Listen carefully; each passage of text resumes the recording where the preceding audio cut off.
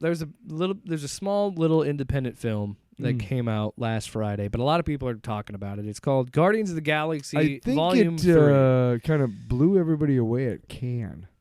Oh yeah, standing ovation for at least 20 minutes. And people were like, "Where did this guy come from?" Can I just say when people have those reports, shut up. Oh, they had a 10-minute standing ovation. Also, who cares? Before we hang on, no. Did you see? Remember when Brendan Fraser was at that one thing? It was a couple months ago, and they showed him with the standing ovation. It was like Oscars? 5 minutes long. No, it was some Golden other Globes? thing. No, it was something other thing. He was SAG? It was no awards thing. He was just at a fucking thing, okay? And he was like in the balcony, and people were like clapping, and he was just like, yeah. And they were like, watch the 5-minute standing ovation that Brendan Fraser gets. And about 2 minutes in, he's like, okay, what the fuck? I'm not going to stand for this whole stupid thing. What the fuck? Enough. Enough applause. Stop it. All right. Don't your hands hurt? Speaking of applause, I was clapping. No, I don't clap in the movie theater. Don't do that. I hate you if you do that. Let's talk about Guardians of the Galaxy Volume 3 for real this time. No more complaints about standing ovations. Spoiler-free thoughts, Tyler. Hit me with those spoilers free. It was pretty good. All right, end of the podcast. It affected me big time. I don't know, man. I don't know if it was just not the right time for me to watch it or just wow. I don't know. Wow. I know I cried a lot, but I tried not to really. I get into a certain mode sometimes, and I just want to be like even, and so like up or down, like I really just don't let myself. And so I watched it. I had paid for the ticket, so I watched it. Oh boy, because I'm gonna be just gushing. Effusive. I'm gonna be like a candy. I'm gonna be gushing. About this movie, because I fucking love this movie. Dare I say? I was really pleased that they brought in the characters from the original Rocket Raccoon miniseries, limited series. I like that. That's the whoa. What? Spoilers, man. I just want to get your real quick thoughts about the movie, and then we were gonna jump into pizza time. But anyway, that's about it. I like I said, I really. It wasn't a good time for me to watch this movie. I really enjoyed it. Maybe it was a good time for me to watch it. I don't know. Well, you got a lot more going. I thought it was a really fitting end to James Gunn's story, and I think that I would say it's, in my opinion, it is, or it's kind of a tie between this and Captain America for best trilogies in the MCU, because those two trilogies are just fucking juggernauts, I think. But I might kick you in the nuts. I might give the edge to Guardians of the Galaxy just because of what this movie does, and what I think it does, and what every trilogy should do well is that third movie should enhance the other two movies and make the other two movies better, and I think this does. Yeah. So I think it's very effective. It makes Guardians of the Galaxy 1, which was fantastic, even better in my opinion, because what they do with Rocket. So. The reason why I like James Gunn so much is because he never makes the choices that I would make. Not never, but often makes choices that I'm like, what?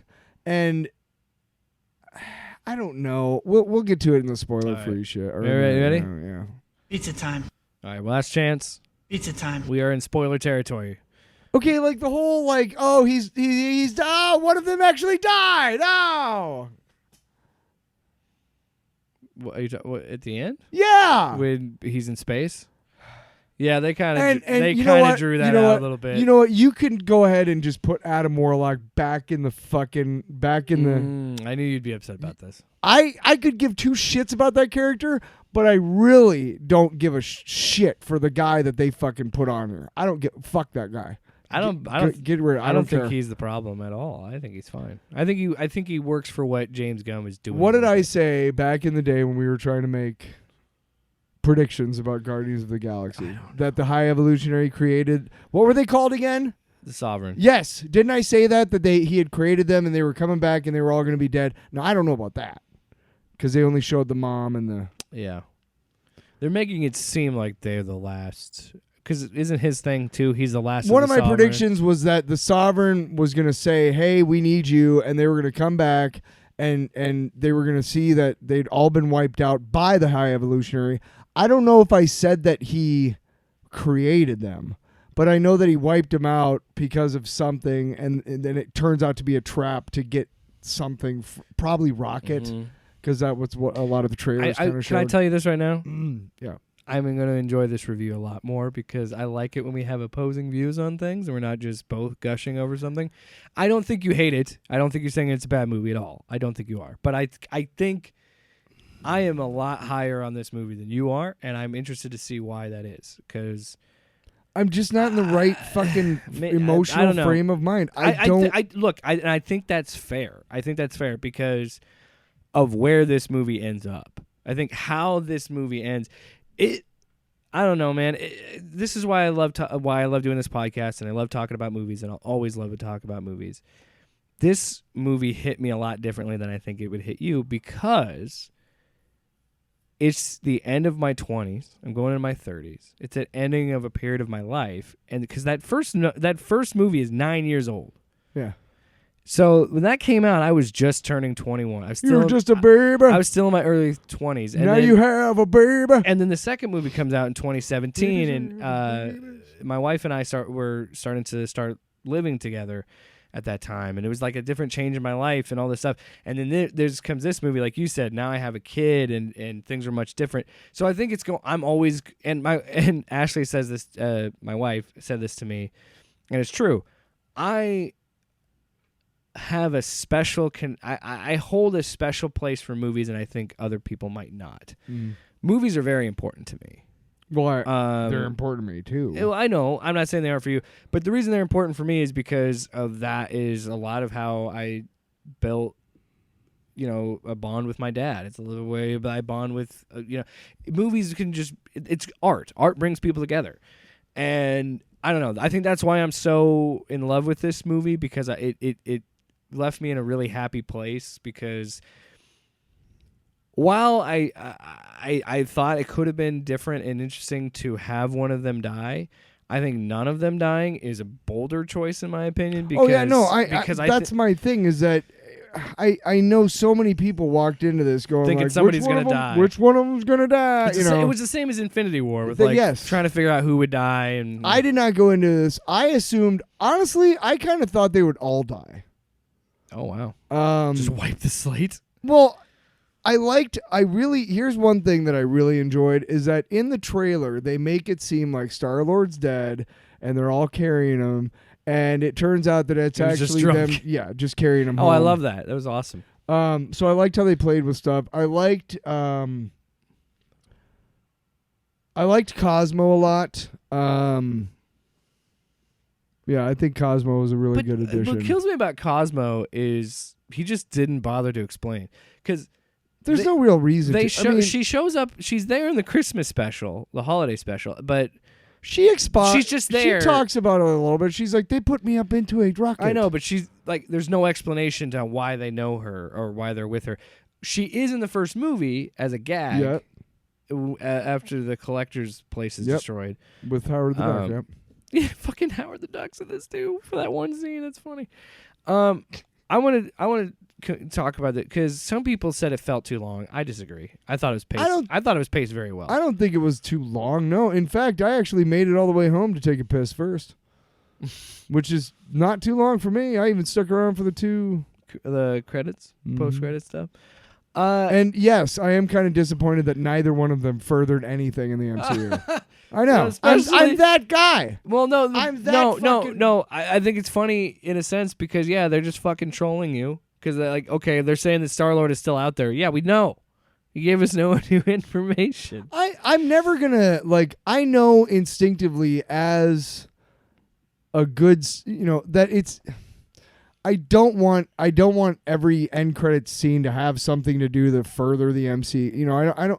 I don't need it, but I want it. So when they make the choice not to, it's kind of like, okay, but I'm kind of disappointed a little bit. Here's the thing, but I'm not mad. Here's what I love about James Gunn. He's always this series has always been his kind of poking Kevin Feige and poking the MCU. Because in the second movie, he trolled and put 4 fucking post-credit scenes, and a lot of them meant nothing. One of them was just was Groot becoming a teenager, and then these two. I mean, I really liked that first. I like the mid-credit scene because, like you said, it's going back to the comics where Rocket Raccoon is the leader, and I am happy. Like, if this is it, I'm happy with it. But the way I Groot would looks now is fucking badass. Oh my god, he looks fucking sick at the end. Now, again, I'm happy where it is now if that's it. But I would watch Rocket's Guardians because I want to see what they can do with him. You know, one thing, speaking of that, like leaders, I want to say, like, I feel like Star-Lord got a bit of a shaft in the, this is the Rocket's whole movie. Avengers. No, not this movie. In the whole Avengers, like, Infinity War saga thing, because he is, not only does he basically fuck up the whole plan on Titan by punching him and shit like an idiot, but also, like, he just kind of comes off as an idiot. And I like how he still did, but in the end, like, he's the one who had the plan that worked. And like they show that he is a good leader and that he's smart and capable and he's bold and brave. Well, it's funny that you bring that up because he might fuck up, but in the end he always comes through. Yeah, and that's what I liked about. I think to me that was my favorite part of the movie is that he ends up. Because I think the last time we see him before this movie, especially even like the Christmas special, he's kind of comes off as a doof. Just an incapable whatever. Well, and it's like, well, he's not though. He's an adventurer. He's a space adventurer. He's an action hero. Well, he's Kurt Russell. His character is Kurt Russell in Big Trouble in Little China. Yes. And like at that time period where Kurt Russell would be a lovable doof action star, and that's why. And I don't know if this is true or not, but I think there was something that Tango and Cash. That's how he got. Tango and Cash. The reason Kurt Russell said yes to playing Ego is because Chris Pratt is just playing me. Tango and Cash. And it's whatever. When are we going to do a commentary on that? I fucking hate that movie. Are you serious? It's a stupid movie. Yes, that's why we have to do hate it. Dude, Jack Palance. They wasted. I don't want to talk about it. We're talking about Guardians of the Galaxy. Cut it. You don't like Tango I've never and seen it. I'm joking. I've never seen it. It is the worst movie ever. I've only seen like bits and pieces of it. I've never actually watched it. So fucking. We're not talking about that. Yes, we are. No, we're not. Yes. We're talking about this. That was the soundboard, not me. Yes. Shut up. Stop using the soundboard. Because you keep derailing me, you dick. I'm trying to think and get about my thoughts, and you keep saying stupid just things. Shut the fuck up, God Tyler. damn it, you fucking douche. Pew pew quip, pew pew quip. There's a lot. This movie is very funny. I think James Gunn's humor is almost always works for me, but there's some times where the whole Nathan Fillion thing was fucking great, dude. I like one of the. Yes, dude. Every time he was on screen, I think. Wait, are we gonna throw a fit about that? Because we got to throw a fit about it because how dare James Gunn put people that he likes in his movies that are friends and family? How dare he? I feel like he had sorry. yeah, we know. We're not gonna. You know what? We are gonna talk about that when we get to his wife, but not right now. Sure. Nathan Fillion has kind of gotten screwed by the MCU a few times, and one of the ways that James Gunn kind of inadvertently did it was he had like some cameo parts for him in Volume 2 as Wonder Man or something like that.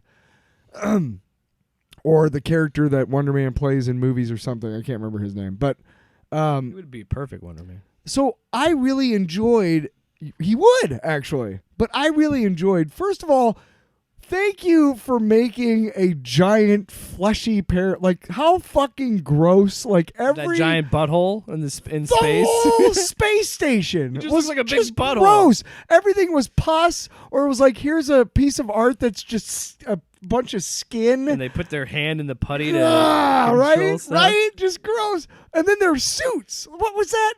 But that's what I love about Gunn is like. But Nathan, he was how he great does sets in like that role. Just like he was menacing when he needed to be, like kind of when they actually went after him.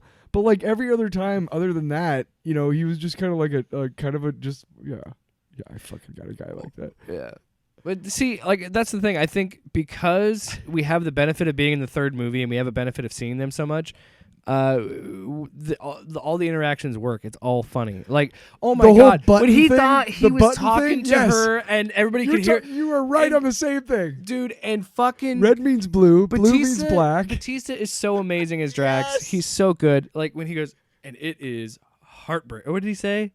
It is devastating. We can all hear you, and it's devastating. Dude, him and color codes, and it doesn't make him sense. and Palm Clementif have really developed like almost a Like Laurel and it's- Hardy bit. I was gonna say it's kind of like a brother sister thing. Any comedy duo Yeah. you want to name, that's probably not the best one, but any comedy duo, like the best part about it is that they're both the straight person. Neither one is like the Joker or what is it? There's a straight man and the. I just thought it was just the straight man was the name of it. Like, No, that's there's always two in it. Never mind. Anyway, Abbott and Costello. right. One Just of them's say the that, straight yeah. man, and the other one's the Joker. Right, whatever, the guy that one delivers the that punchlines. delivers. Yes, thank you. But they've almost developed a thing where they're both Yeah. at the same time. But that's Because what I mean. It's like they have like this silly brother sister relationship where they're just two goofballs.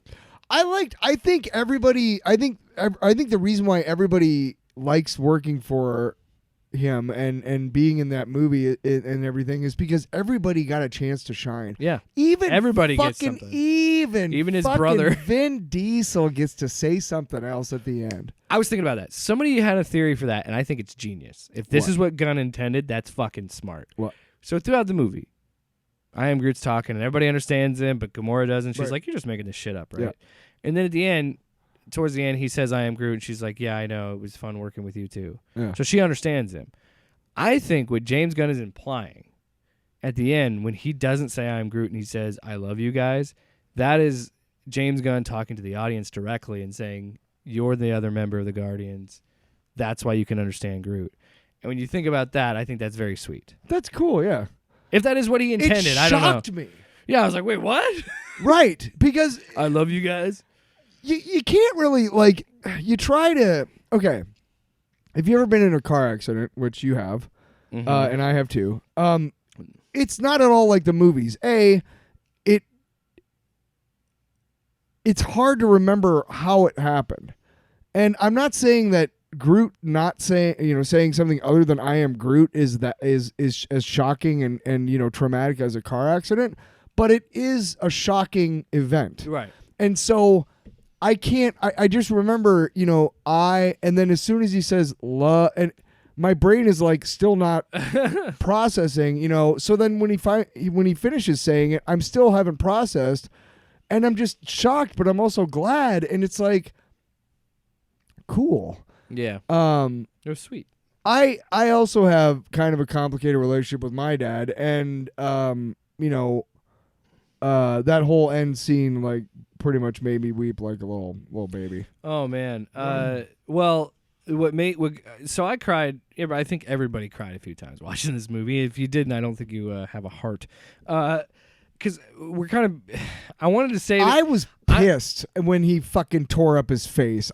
You know what I mean? Like, I felt that fucking anger and that fucking. Well, I kind of wanted to get to that last and talk about the fun stuff because that stuff is dark and different. And I applaud James Gunn for believing in his ability as a storyteller, believing in the story that he wanted to tell. But there was a point I missed earlier that I wanted to talk about. Do you think that elevator scene was kind of James Gunn being like, I had to do all this stupid shit to make this story work, where Quill is describing his relationship with Gamora? Kind of feels like that's James Gunn being like, you fuckers you fucked with my characters, because he did not like that Star-Lord punched Thanos. Originally, he was going to kill Gamora in the second movie, but she made it to that. And so, yeah, then he's like, well, I wanted her to be... After he saved her, I'm sure he wanted her to be in that third movie, because according to Bradley Cooper, this was always James Gunn's endgame with Rocket. Like, this was always going to be the arc. Yeah. And so he kind of had an idea for a trilogy, and then, I don't know. Because I've seen some people have that thought too. Because I'm trying not to like get other people's takes, but I was just kind of looking at people's reaction to the movie on Twitter and stuff. And there's some points like that I think about. Like, I could see that. I could see that interpretation of James Gunn being like, look at all this shit I had to do to make this work. But it also could be a funny way of just like a character's point of view of what has happened is always kind of funny in that scenario. But every character, what's her name? Karen Gillan got her moments. Nebula, oh my god, great moments. I did not like Nebula's character in the first couple movies. I just didn't like it. But then after that second movie, like with what they did with her in Infinity War, that was me. What they did with Infinity War and Endgame, I really started to like her character more. And then seeing this performance, it's like, damn, Karen Gillan just crushes it. Like, she's so great in this role, and I loved what she did. Yeah, she does really well. I mean, everybody just kills it, of course. Yeah. But let's before we move on to the darker shit, let's you want to talk about? Let's address, what is her name? Jennifer what? Who? James Gunn's wife. Oh, Jennifer Holland. Yes. Okay. So, or was it Jessica Holland? I believe it's Jennifer. Yes, it's Jennifer. I think you're right. First of all, hey man, nice job. I mean, that's good for you. And I have zero issue with you putting her in your none at all. It happens all the time. Yes. And he even said on Twitter, he's like, you hire the same actors and the same people that you know and like because you like to work with them. Do you think he's fucking Michael Rooker, you guys? Because he's not. The old guy, but he loves having him in his grandpa movies. is a dude that's always in a James Gunn shit. You want to know why he has Michael Rooker in all his movies? Because Michael Rooker is a fucking class act and a professional. And he's a good guy. He fucking brings it every time. That's what he said too. You get people that you know you can work with. And work with them. Stallone has been like, hey, sometimes that happens where like Stallone, took a chance to work with him on two, and then like, hey, he loved it so much. Like, I'd love to come back for Suicide Squad and just play this animatronic King character. Shark. Yeah, you know what I mean? Like, so that's so stupid. That's so fucking stupid. I actually enjoyed her being in that. I hope her scene was funny when she got shot. I hope that was her idea. I hope that was her idea to be like, hey, Jim or whatever she calls him. Hey, just to fuck with all the fans who are pissed about this, can you do something really violent to my character to kind of, but stupid violent? Like, she gets shot right here. Not in the ankle or the knee, like in the thigh. What? That's another thing, too. James Gunn doing something I'm really glad he didn't do. He avoided the trope of having Peter and Gamora get back together. I love that those two like the moment at the end of the movie was, because that's how real life happens sometimes. And Peter realizes at the end, it's like, this isn't the woman I fell in love with. This isn't her. It isn't. Let's be honest. It isn't. She isn't. Because she loves being with the Ravengers and they love her. She literally is 2 years younger. What's the time jump? No, because it'd be 10, like 9. No, because she came 2014. forward. She came forward with Thanos in Infinity War. I'm still trying to figure out how she didn't get. That's another thing I think I don't know. I don't know. I don't know where she is. But no, it's 2014 was when they came back from. Because 2014 Nebula is what. How many years did they come forward? What, 5, 6? 5. It was, so she's 5 years younger. Literally, Endgame ends at that point.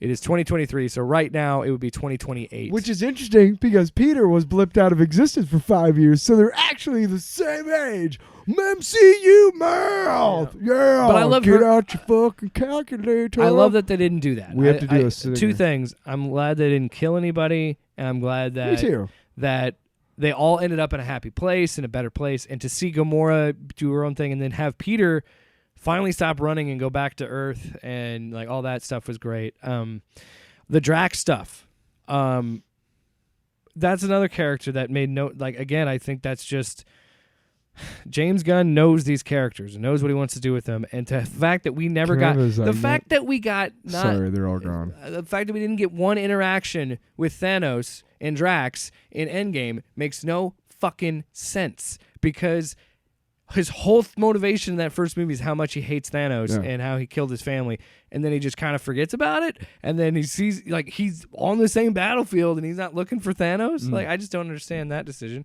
and I know it wasn't James Gunn. It was, and whatever. Endgame, I still love Endgame. It doesn't change my opinion on that, but that whole arc of seeing him get to be a dad again, and then you're not a destroyer, you're a dad. I was like, oh, this is cute. This is little cute stuff. The Mantis stuff with her leaving, I'm like, nah, whatever. But leaving what? Just leaving, just to go do her thing. I'm like, yeah, okay. Like I like that's cool. She gets I like to take Mantis, those big ass but things with her. nothing's gonna come of it. They're not gonna make a fucking Mantis movie. I'm like, no, I'm just. Oh, they're gonna make a Drax I'm movie. saying that's. They're gonna make a Star-Lord movie. I'm saying that's fine for her ending, and that's what it is. Huh? I don't think so. What are they gonna do? Earthbound Star-Lord? That's lame. To wrap that all the fun stuff up, I think. Oh, the ending. Oh my God, I love Florence and the Machine, and then that hit me hard because that was that song. The Dog Days Are Over, and then it's me realizing, oh man, this is it. This trilogy is over, and it's going back to like, it's like closing a chapter in the book of a part of your life, and it's like. That's what I love when a good trilogy hits. When that third movie, they're wrapping shit up, and you're like, oh man, I'm gonna miss these movies. Like I'm gonna miss these characters. Yeah, and I know they're gonna be they might be in other things. And yeah, if there is a Guardians 4 with Rocket's team, I'd watch it because I like Bradley Cooper, and I love what they did with Rocket and set him up for that. So, Speaking of Rocket, fuck me, let's talk about his backstory because it is heartbreaking. The part that it still sticks out in my mind. Now, I saw this on Saturday. We're recording on a Tuesday. I saw it Saturday too. I cannot get this scene out of my head, and it affected me, and it stuck with me ever since. And I told you after I watched that movie, I wanted to go home and hug my dog and tell him I loved him and he's a sweet boy. And I did. But the part where Rocket first gets experimented on, and he first learns how to speak when they give him this higher intelligence, and he just says the word hurt. Just talking about it makes me want to cry. Because he's such an innocent and defenseless animal, and he just goes, hurt. I hurt. And fuck me, does that affect him? You want to talk about why those scenes were so effective was the dialogue. Oh, yeah. And the delivery. But and the dialogue. Optimism in their voices and like thinking they're going to get out of there. Like Floor Teefs.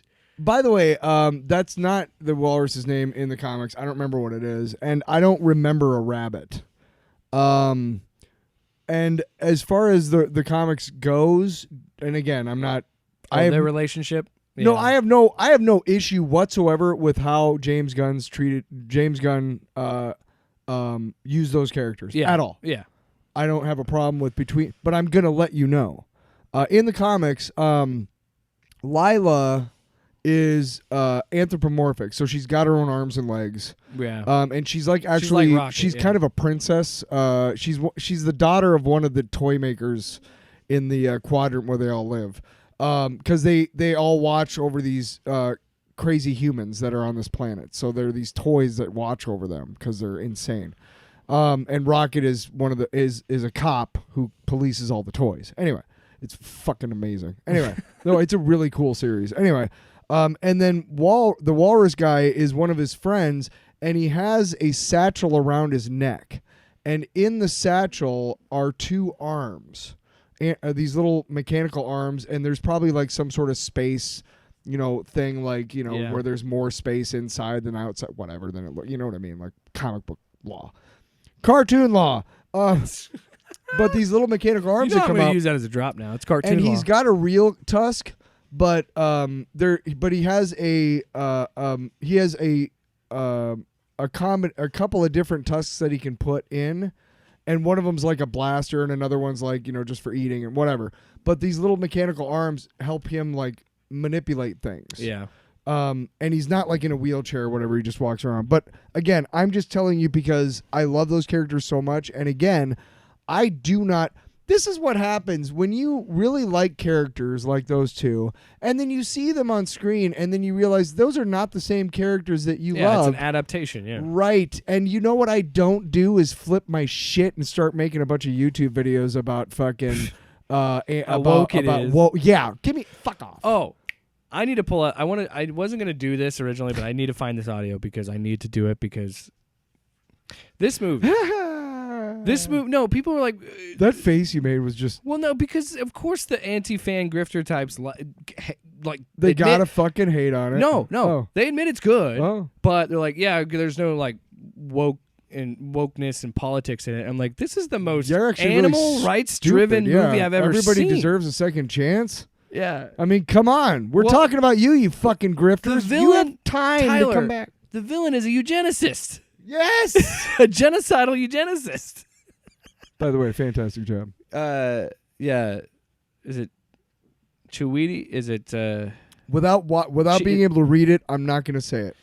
I've heard it pronounced, and it's but he's great. He's great. He's Myrn and dude. But that's what I mean. Myrn and Peacemaker to this, the range this dude has. I really Holy liked. shit. I really liked. This is one of my favorite parts of the Bumping movie. your butt on the table. Is how talking to my dog.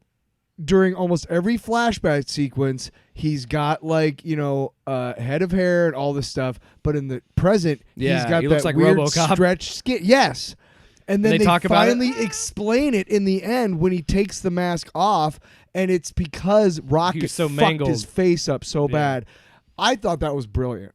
The worst part about those flashback scenes The way is in the back of your mind, they're all gonna die. Yes. You know those other characters are dead, and I was hoping that they would rescue at least Lila. it fucks with your It fucks with you because and it just hurts harder and harder because you're seeing him. You're seeing that it's good to have friends and da da da da, and in that moment you're like, well, they're so fucking dead. It's the spirit of life. It's like a Disney movie, and it's you always see those kind of like there's certain characters you're like, oh, this is gonna be bad, but it's good to have these sad things. I think. Now, by the way, there's been a lot of debate about this movie with its rating. I think the PG-13 is just fine. I think that parents just have to do due diligence. A lady next to me did gasp when he said, "Get in the fucking car." I wanted to talk about that. First fuck in the MCU, and it was great. Oh my god. I didn't even notice it. I laughed so hard. Because it was just it's such so a startling. And it's a true conversation. Yes, that's what I'm saying. Yes. It's open not the like fucking door. Yes. And then open the fucking door. But apparently that wasn't in the script. It just said open the door. And then James Gunn, he's like, my directing style is kind of obnoxious because I'll have a speaker and a megaphone and I'll yell, I'll feed them lines sometimes to try different takes. So sorry. The dog's just trying to I didn't play. I didn't mean to say, get away from me. Fucking dog. Anyway. Also, again with the High Evolutionary, whenever he grabbed Rocket's head, freaked me out. Yeah. Anyway, the line was just open, but he has the thing, and he just goes, say open the fucking door. Like, just say it. He said, I did not expect them to let me get away with it. Like, he's like, I didn't think they would allow that. And we got our first fuck. I don't think we'll really ever hear that again, but it is kind of startling, and it's funny. But that's the thing. When he said, like what James Gunn said, he's like, but it's hilarious. It works That's the for way the movie. people talk. And it's just, yes, I've had this conversation. You're exhausted with this person. You're done. You're hitting the keyhole. Hit the button. And then the bit where I'm like, I'm sitting there and I'm thinking this, and this is why I love James Gunn, because I think something, and then he shows me. Where I'm like, he wouldn't know how to drive this. And then sure enough, he's like, I left when I was 8. I was like, yeah, he wouldn't fucking know how to drive a car. The whole Counter Earth thing, was interesting. Because let me tell you, if Alex fucking Jones saw this movie, he would flip his gasket. Because these are animal human hybrids, and I'm just saying James Gunn is being pure propaganda. Because I mean they are literally showing it in their movies. You know what I mean? Yeah. And he would just be like, which one do we want, Tyler? I'll drink your blood. Oh, I already. I'll eat your ass. That one works. Did I lose that one? Where did it go? I'll drink your blood. That's what this movie is saying. Yeah. See that family of bats that they were doing? They were. You know what they were saying? I'll drink your blood. Can I just say one thing? When they walked into the house and the music that was playing, that was cool as shit. Yeah. That's the best, like, besides the shit in the cantina and Star Wars, that's like the best, like, spacey, like, alien music I've ever heard in, like, any sort of media. I wasn't, like, the Counter Earth stuff was kind of... Because it was just so natural sounding. Does that make sense? The bit where he hits her with the ball is great. Yeah, I know what you're saying. But the bit where he hits her with the ball... But, like, the Counter Earth stuff with the Bat family, literally the Bat family, I was just kind of like, all right, Like there was some funny bits like with the couch and stuff. Like, oh my gosh. Oh yeah. But they kept yelling at Yeah. him. Okay, I take it back. That scene was funny. I was wrong. I just felt like that kind of went on a little long. But then the more I think about it, I was like, well, it still had that fucking bit with him and the couch. And every time you look over, he's trying to like sneak. And that's again what I love about James Gunn is he always still has something going on in perspective. Like when they have their before they have their moment with No Sleep Till Brooklyn, Yeah. with that big hallway scene. Before that, you can see Gamora in the background rolling her eyes. Like Yeah. before they even do the close up yeah. of her rolling her eyes. Like she's still back there doing it. And I love that. The Counter Earth stuff was great because I fucking love, first of all, he makes the RoboCop reference, which is genius because we were all thinking he's like, he looks like RoboCop. But when he meets the High Evolutionary and Quill is so fucking fed up with this guy that he goes, I don't need to hear about your stupid ass mommy issues. Why you have this whole plot of revenge. I don't care. Because he starts to monologue and he goes, oh my God, I don't care. Like it's always refreshing when a movie plays with that trope and makes fun of that trope. Also, like I said, like I mean, that was a badass plan that he actually. Oh ended yeah, up and he's having. like kill everybody, and then they just like. Oh, fucking Groot Groot just turns into the fucking Punisher. He turns into like basically Agent Venom, like just. Another thing I want to point out. Guns. Another thing I want to point out is there are people, and this is what's great about Twitter is there's people that were complaining, saying that Groot's Guardians 1 look is better than any other look he's had. And first of all, these are tree people, so calm down. Second, like go out and touch some grass. Yes. Secondly, Or smoke some.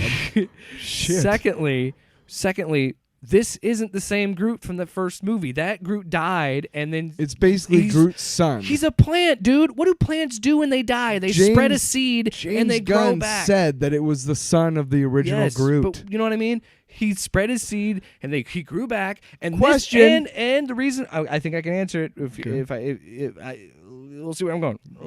Hurry up! I'm in the kitchen. Hurry I'm trying to cook. What was your question?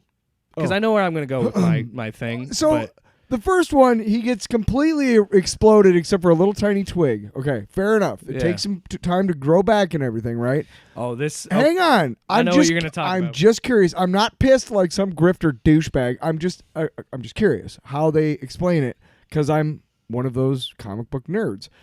He gets everything except for his head taken apart for what battle? Like the one at the very beginning. beginning with Yeah. Adam Warlock. Yes. Yeah, I was thinking that too. I thought he was dead. 'Cause Within I'm like a month or so, or within back to a full week size. or so, he's full. And then a couple years after that, he's a giant rock thing almost. You know, he's petrified almost. I also saw somebody, and then I don't know if this is true, but there's some people that have a theory about, again, just looking at the reactions on Twitter, complaining about this, and somebody's also like, well, one, it's not the same Groot, right? it's a different Groot, Right. but secondly, this Groot is adapting to the environment that he's in. He looks swole as fuck in the holiday special, and that because he was just hanging out with Thor, and he wanted to be like Thor because he's still a he's still a kid, he's still a teenager, he's still young. So he's like, ooh, I want to be like that. I want to look like him because he's big and buff. Again, that could just be someone's headcanon, Also, but I could buy into that theory. You know what I mean? Also, let me point this out. That in the original Guardians, when he gets basically exploded, except for a little tiny twig, that is way different than a fully formed fucking head. Yeah. Okay, so it makes sense that the little twig you got to plant and then it's got to grow. Is that in the lore that But like the he can head- still come back if he's just a head? I think that's fine. Like I don't care. He's a if tree that's- person. right? Exactly. Fucking exactly. But if I am being honest and I want some sort of explanation, I'd be okay with that one. Yeah, I don't. Yeah. Like, hey, well, because he's got a whole head. Yeah. Fuck off. Uh. All right, are we done talking about this movie now? Wow. Jesus. Wow. I guess so. No. The third act. Oh well, the thing with High Evolutionary, I love that he was just.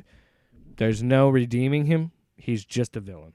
Like he's a shitty I person. liked how his own henchman turned on him at the And he end. killed him out of pettiness. Yeah. Like, and when they're talking about the character, the way they described him is like he believes everything he says. Yes. Doesn't matter if anybody else does. He believes it and he thinks he's right. And he has that line of, there is no God. That's why I stepped in. Mm-hmm. Like shit like that where it's like, yes, I love it when there's like, let's be you and I have talked about this. When it becomes a comic book, when it lets itself be a comic book, that's when it's fun. We loved it. We both were like, I wouldn't say his Nice. I wouldn't say his performance is like over the top in comic book. I know what you're saying. No, not his performance. Yes, but I know what that you're saying. you have this like very evil guy that's just a bad guy that you're supposed to hate. Yes, And let's be honest, and he was good at it. yeah, he's great. Range, because Myrna is a totally different character than what the High Evolutionary I is. don't know. I think they're both ruthless motherfuckers who just want to see their shit get done. So, I don't think they're the same. You know who's not directing Guardians 4? Tiki Watiti. Fuck. Off panel, off topic with Jake and Tyler.